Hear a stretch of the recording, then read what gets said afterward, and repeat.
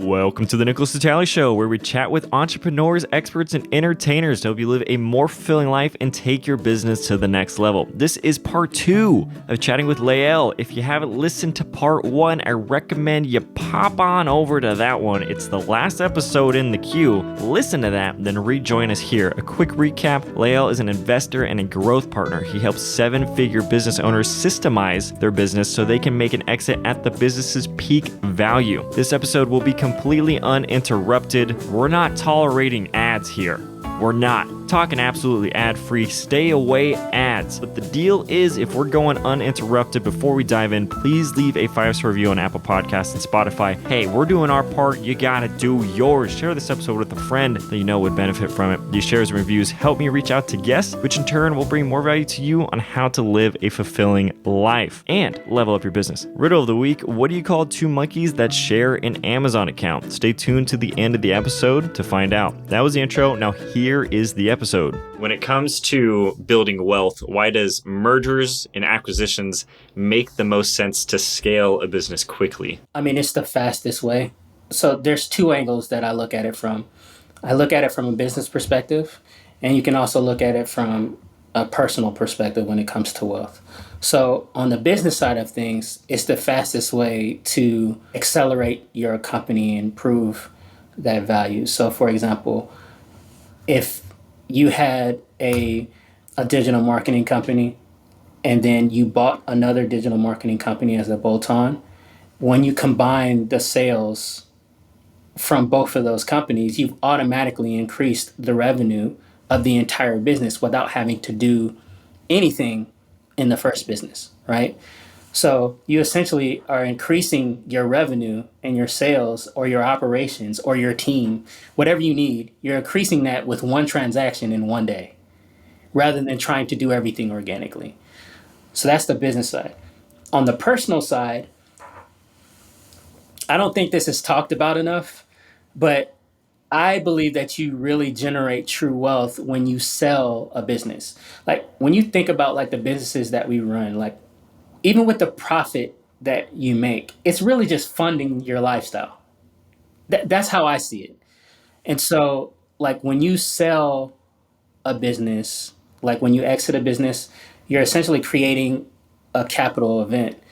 And that capital event, consider that like a large chunk of money. That is essentially what creates passive income that you can leverage for more opportunities.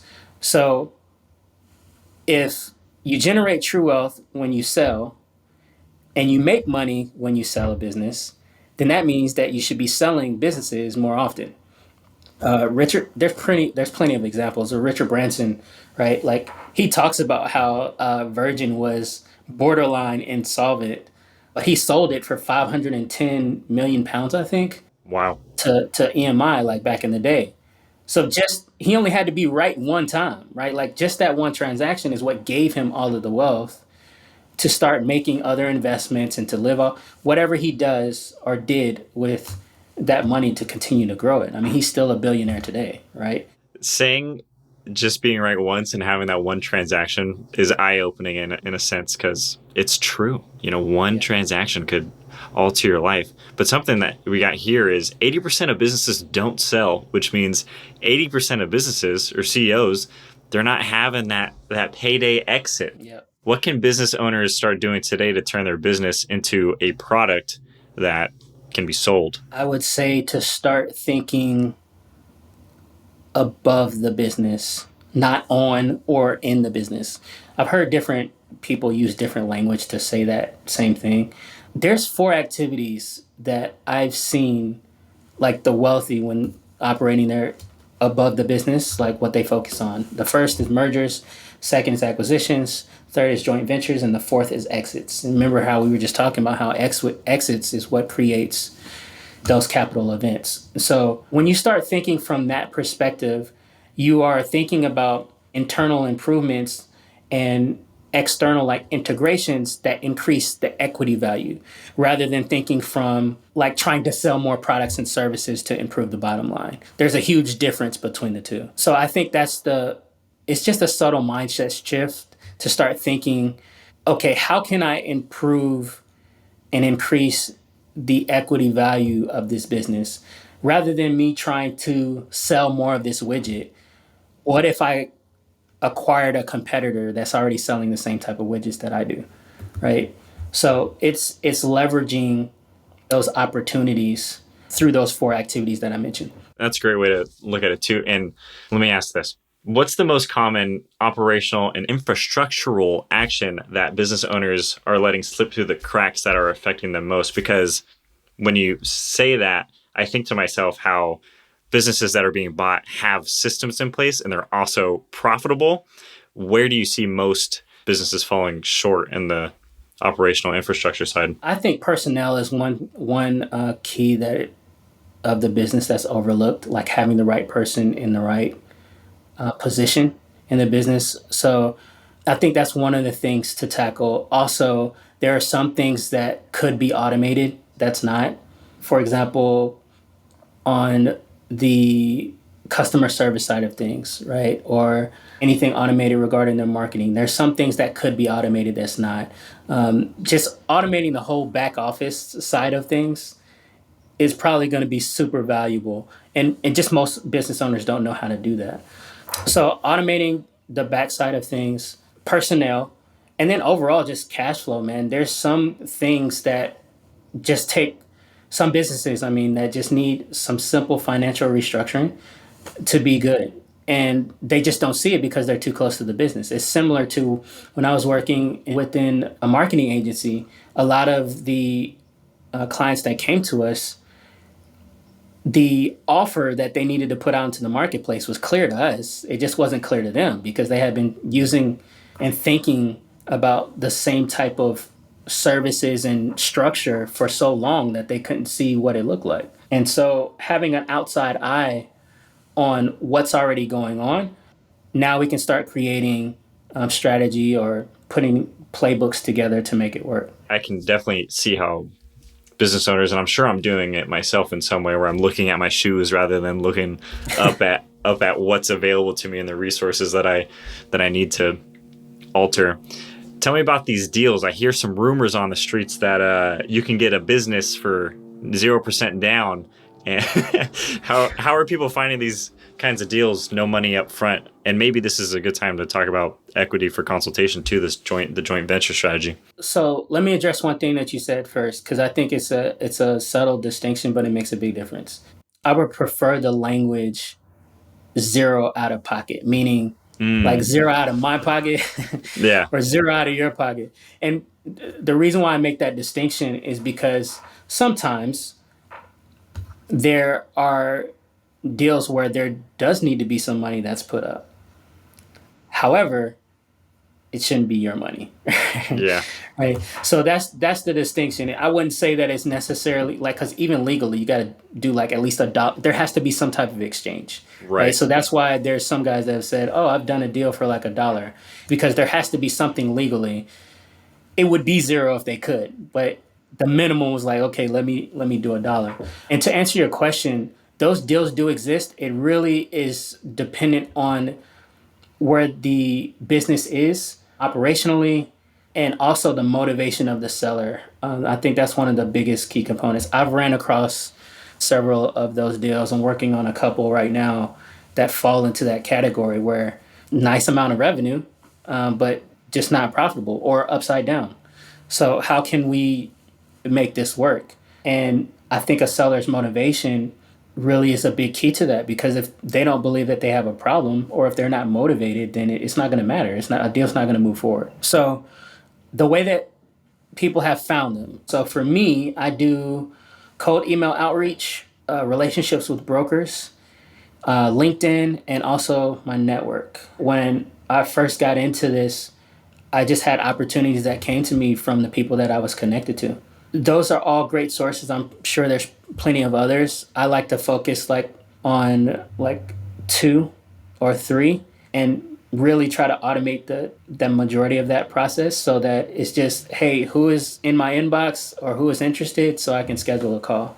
And as far as the structure of the deal, again, that really just depends on the seller's motivation and what's going on in the business. Are there any must-haves in the structure of the deal? Because I'm thinking to myself, let's say I see an opportunity and I'm like, this seems like there's something there. Mhm. Is there any things that I like have to have in order to make something happen? And you can even talk about maybe what your what's necessary to have in the deal, and maybe what your qualifiers are for yourself in saying this deal makes sense and this is what I'm going to pursue this one. Yeah, I like to start with the person first. So how I mentioned like motivated. Yeah. I think another part of that is them being having like a growth minded, like being growth minded. Because if there are some, like most businesses are like lifestyle businesses where essentially, hey, this funds my lifestyle, my wife, kids, we can go on vacation every now and then. I'm cool with where it's at. But a growth minded entrepreneur is looking to expand beyond a lifestyle business if that's where they're operating. So I think that's the first thing is, are they growth minded? And if they are growth minded, are they also motivated? And I think a third part of that person is, do they want capital? So a key for that is when it comes to capital, capital is not just cash, it's resources, it's skills, it's knowledge that I provide that would be valuable. So if an entrepreneur is motivated, they have a growth mind, and they want capital, okay, right there, that's checking off that first box.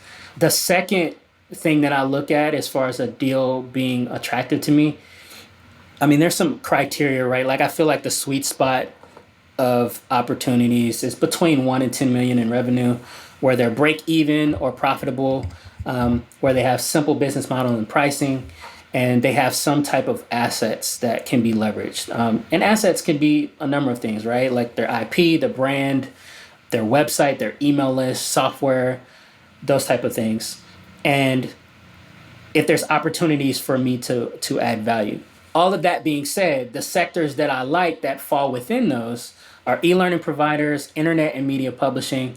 I'm a musician, so I love the arts and entertainment space, and also B2B training companies as well, especially if there's like a certification aspect, because there are some industries that require that their participants have certain licenses and certain certifications. So that business model, that industry is really intriguing to me when there's companies that are out there providing the education for that professional to be legit in their space. Man, I love all that. That's such a great breakdown, especially of the difference in capital and assets and how those things play a part too. And something that's coming up is at the core of all these businesses, the people are still at the center of it. You're never going to get around the Telling people. The people's motivation, the business Yeah. owner's motivation, it's inescapable. So being able to work with people. Yeah, you have to start there, man. I mean, that's the place where I start. Like even before I'm looking at like the business and stuff, it's like, is there a connection between me and the seller? Or even if they're not looking to sell, like is there an opportunity for us to still do business together for them now? I mean, because the reality is there's a lot of entrepreneurs that they hear this language about exiting their business. And I've had conversations with business owners that are doing well. They're like, well, I don't really want to exit right now. I'm thinking about an exit 4 or 5 years down the line.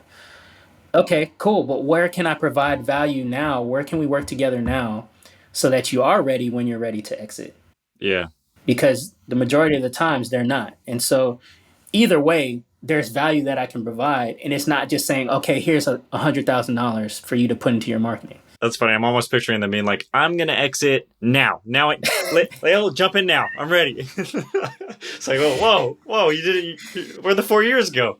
Right. Well, and then you get in and it's like, oh yeah, well, I don't have an account or anything. I just put everything in a spreadsheet on my own. It's like, all right. Yeah. Great. Sounds great. That's funny. I'm curious your thoughts on this. So I feel like leverage is it's expanded in what it means. I think it used to mean capital and labor. And now I think there's possibly 3 other ones. Maybe one of them has always been there. I think code has been introduced. Like you're saying, software is now part of the leverage. I think audience in certain cases is also a part of leverage. We see with people with big followings, I think that plays into it. Somebody that can be like, buy my coffee machine I made, and then there's a bunch of sales or something like that. Another one I think that I haven't really thought of before until recently is also network. I think network plays some leverage in that too. How do you see those last 3 or even maybe just code and audience playing a factor into deals nowadays? Because I feel like it's becoming more common, more prevalent at least. I can definitely speak to audience because I'm working on a deal right now where there's an opportunity for us to introduce audiences to him Mm, to sell more of his stuff. And I think that audiences are one of I feel like they're often neglected because we just don't think about them. But there is someone out there that's probably selling what you sell, right? So how can you, going back to what I was talking about, those four activities, how can you joint venture with someone to get in front of their audience or borrow their audience's attention? So I definitely feel like there's a huge opportunity there to leverage that. And being able to present that to a seller or a business owner to say, hey, we can leverage this particular audience to help you out, whether it's sales, whatever. Here's an opportunity for you. They see that as valuable. On the coding side of things, I haven't gotten into too many scenarios on the coding side of things.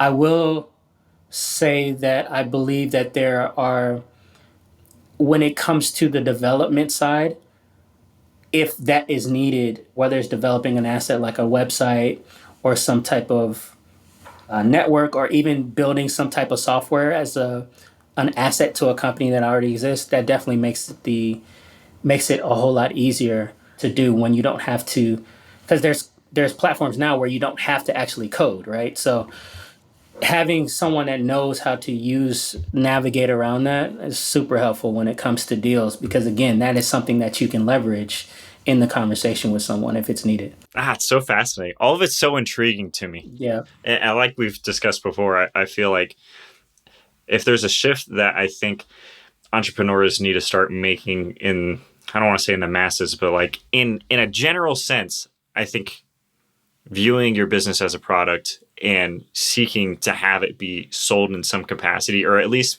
acquire other companies if you want to stay in it. I think that needs to be more top of mind, because I don't think it comes up in conversation enough, truly. Yeah, agreed. I mean, what has been taught to us, like as a business owner, is hey, you become an entrepreneur, you be a business owner, you can live the lifestyle that you want. And I mean, that's cool for a time, right? But if you're looking to grow, like you're wanting to experience more out of your business and get more involved in the business world, then I feel like that's the next step. Is don't just have a lifestyle business unless you want that. But if you want to get beyond that, then there's this whole other world out there of business that can be had. Yeah, I agree. Lael, we are rapidly approaching the final question of the podcast. You Okay. made it. But before we hit that question, I want to acknowledge you for who you are. I think it's incredible to see someone who has core values and then to also live by them. Oh, I think man. there's people that have these ideals of how they believe they should live, and then they don't do that. I've seen you live out the connection, the generosity, to the aim for simplicity. And I've also seen, you've been incredibly generous to me, and I can only imagine how generous you've been to other people too. And I really appreciate all this knowledge you've gathered over the years that you've been sharing with us, and your work ethic and all those things. I just have a ton of respect for you. So I have you jumped on. I appreciate you saying that, Nick. It's been a pleasure to chat with you. That means a lot. Absolutely. The final question of the podcast is, what does it mean to live a fulfilling life? That's a good question. I would say the simple side of things, which is, I feel like for me, faith is a big part. So there's a scripture in the Bible, and I don't remember where it's at right now, but it's love God with all your heart, soul, and mind. Love your neighbor as yourself. And I think with doing both of those things, my life will be fulfilling as a byproduct of living my life that way, right? Because I feel like I will be fulfilled spiritually from the first component of that. And then I would be fulfilled in my relationships, emotionally, financially, all of that, but just loving my neighbor as myself. If I treat somebody like how I would want to be treated, I think that I will end up, when I pass away, that there will be a lot of people that were impacted by my life, whether I know them or not. I probably will never see that gentleman that I sat down on the ground with in Nashville again. But I would like to think that one day him or anybody else that I've interacted with remembers that experience. I think that's a great answer. I also feel like, did you just pitch me the gospel with 3 components right there? Did you just line that up, the quality pitch me right there? No, I'm just kidding. But it is a great answer. I agree. I appreciate it. I appreciate it, man. Where can people find you on the internet? Where can they say hello? Yeah, look me up. So there's 2 ways. You can look me up on LinkedIn. I'd love for you to connect with me there. So it's Lael Cook. So you'll see my beautiful mug once you put that in. And you can also go to my website if you want to do an inquiry there, boldvisioninvestments.com. Either one of those ways is totally fine. Sweet. Both of those will be in the show notes. Go click on them, say hello. Lael, thank you so much for being on the show. Thank you so much for having me. Bye. That was the episode. You just listened to it. How great is Lael? Lael brought the house down. Some really solid insights in there. Hope you were taking noggin notes. Don't forget to leave a 5-star review on Apple Podcasts and Spotify. Share this episode with a friend that you appreciate. Give them a little love note. Say, hey, check out this podcast. Thinking of you. And I also find you devilishly handsome. And that's why I sent this one to you. The note goes a long way. They'll tune in if you send them a note. Takes 5 seconds. Couple taps of the thumb, great use of your screen time. Do the same to me. Slide in my DMs. Add Nickolas, Natali. Say, hey, just tune into the episode. I want to give you my thoughts, and I will respond. The real reason you're still here, you want to know the answer to the riddle of the week. What do you call 2 monkeys that share an Amazon account? Primates. That's good. That's good. That's a pun, but it also says a lot about us. You know, hits home. It does. Thank you for tuning in. I'll see you on Friday at 6 a.m. Don't forget to get after it. The time moves quick. Find clarity on what you want to do in your life. Write it down and be relentless. Chase it. If you want it, it can be accomplished. If you can dream it, if you can visualize it, if you can feel it in your brain and your body and see what you want your future to look like, don't hesitate to chase it. All right, that's a lot. Bye.